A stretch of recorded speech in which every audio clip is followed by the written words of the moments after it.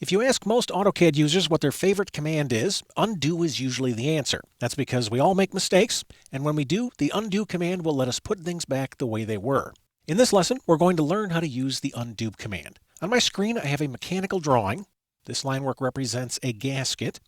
And in order to demonstrate undo, I first have to do something. So I'm going to make a design change to this geometry. Currently, this geometry has two tabs, and the tabs are skewed 15 degrees. Let's say I'd like these tabs to be in perfect alignment. So I'm going to rotate some of this geometry. I'll move up and launch the rotate command, and I'm going to select this line and this arc. This line, I'll select this circle.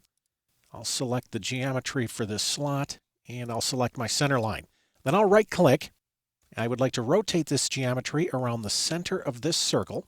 And normally I would rotate this 15 degrees to put these guys into a straight alignment. But remember, we're talking about undo. So I'm going to make a mistake. I'm going to rotate this geometry 115 degrees. And I'll hit enter. And this is obviously wrong. That's all right. I can fix it by using the undo command. Undo is located here in the quick access toolbar. It looks like a backward facing arrow. Now before I click this, notice there's also a forward facing arrow, and it happens to be grayed out right now. We'll talk about this command in just a second. I'm going to click undo, and notice that AutoCAD backs me up a single command. Also notice that the forward facing arrow is now available. This icon represents the redo command. Redo will reverse the effect of an undo. If I click this, AutoCAD will put the geometry back to the previous position. Now I don't want to do this, so I'm going to move up and click undo one more time. Let me give you an important tip when using redo. The redo command can only follow an undo. Notice the icon is still available right here, but if I so much as pan my screen, I lose the ability to do a redo. All right, I'd like to go ahead and make that design change again, except this time we'll do it correctly. I'll launch my rotate command, and I will reselect this geometry. Then I'll right-click.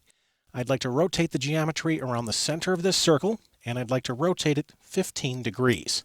Now at this point, since this is a straight line, I really don't need this dimension anymore, so I'm going to erase it.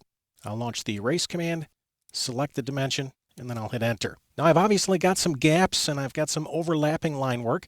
I'm going to clean this up using trim and extend. I'll start by launching the extend command, and I'll select this line and this line as my boundary edges, and I'll right-click, and I'll extend this arc and this arc, and then I'll hit escape. Then I'll move up and launch the trim command. I'll select this line and this line as my cutting edges, and I'll right-click, and I'd like to trim off this arc and this one. When I'm finished, I'll hit escape. Now, after making these changes, what if we were given the direction to put this part back the way it was? Well, I could move up and click undo, undo, undo, undo to put this thing back. Or, notice there's a flyout right next to the undo icon. If I click this, it brings up a menu that allows me to back up several commands in one step. Here's the trims that I just did. Here's the extends. Here's where I erased the dimension. And here's where I rotated my geometry. I'd like to take away all of these commands all the way back through rotate. So I'll select rotate from the menu, and notice my geometry is restored to the previous state. The undo command is a lot like an insurance policy. No matter what we may do to our drawing, we can always restore our geometry by using the undo command.